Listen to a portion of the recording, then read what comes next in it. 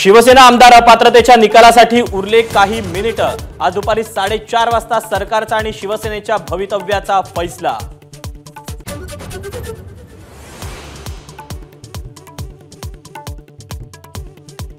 आमदार अपात्रतेचा निकाल ठाकरे गटाच्या विरोधात लागणार उच्चस्त पदांची सूत्रांची एबीपी माझाला माहिती।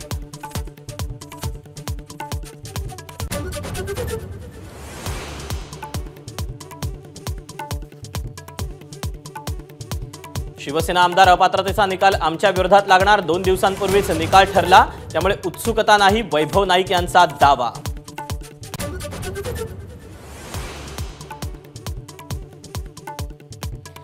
मेरिटवरच निकाल लागणार, आमचा विजय होणार, मुख्यमंत्र्यांचा विश्वास। पराभव दिसू लागल्यानं विरोधकांच्या पायाखालची वाळू सरकली, मुख्यमंत्र्यांची टीका।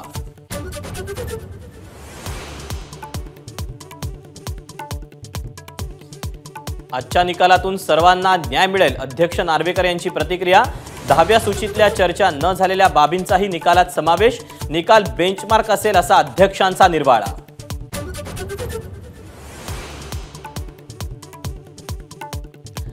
आमदार अपात्रतेचा निकाल ही मॅच फिक्सिंग, खासदार संजय राऊतांचा आरोप। निकाल माहीत असल्यामुळेच पंतप्रधानांचा महाराष्ट्र दौरा आणि मुख्यमंत्र्यांचा डावोस दौरा, राऊतांचा दावा।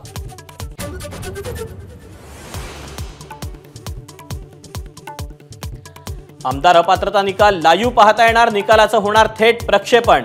अध्यक्ष निकाल वाचन करताना लाईव्ह प्रक्षेपण।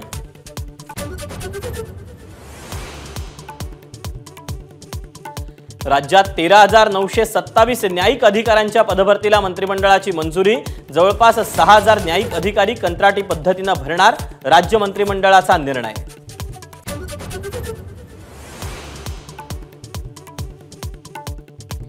शिवजयंती आणि राममंदिराच्या निमित्तानं आनंदाचा शिधा मिळणार, मंत्रिमंडळ बैठकीत निर्णय।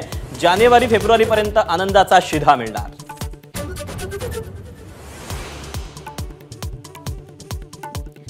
देशातल्या कोट्यवधी भाविकांना अयोध्येत दर्शन घडवून आणण्याचा भाजपचा प्लॅन, अयोध्या दर्शन कमिटी स्थापना। दररोज 35,000 भाविकांच्या दर्शनाची सोय करणार।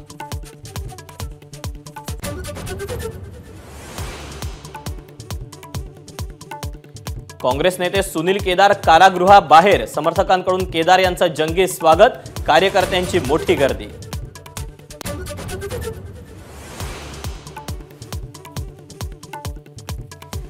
महाज्योतीच्या पीएचडी फेलोशिपचा पेपर फुटला, पेपर फुटीमुळे नागपूर आणि पुण्यातील परीक्षार्थींमध्ये गोंधळाचं वातावरण, विद्यार्थ्यांचा परीक्षेवर बहिष्कार।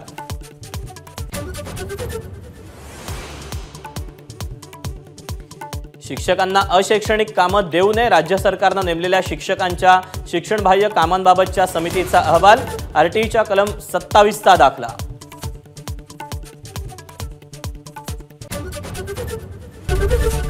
एबीपी माझा, उघडा डोळे बघा नीट।